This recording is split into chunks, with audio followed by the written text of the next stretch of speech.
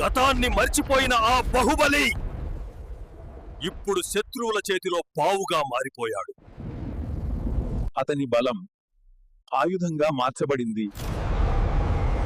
భూమిని నాశనం చేయాలనే వారి ప్రణాళికలో భాగం. కానీ భూమిని రక్షించేవాడు వచ్చేశాడు.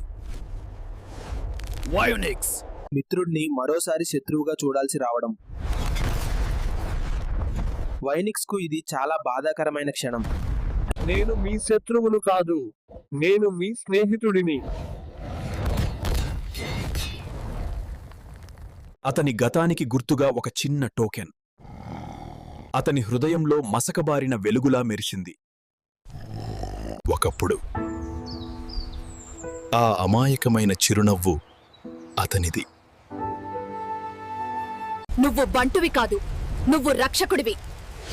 అది గుర్తుంచుకో. గడిచిన జ్ఞాపకాలు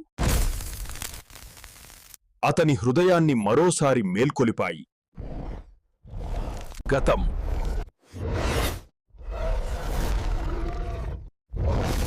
ఉరుములా అతనిలో మేల్కొంది.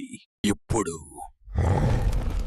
భూమిని రక్షించడానికి ఇద్దరూ ఒకే శక్తిగా నిలబడతారు.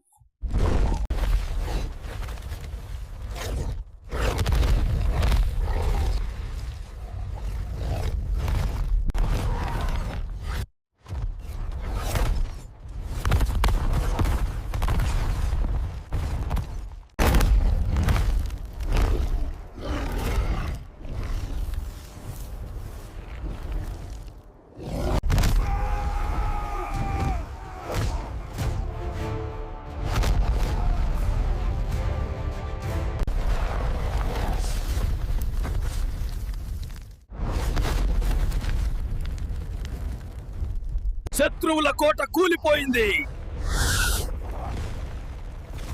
భూమి మరోసారి సురక్షితంగా ఉంది. జ్ఞాపక శక్తితో కలిసినప్పుడు శక్తి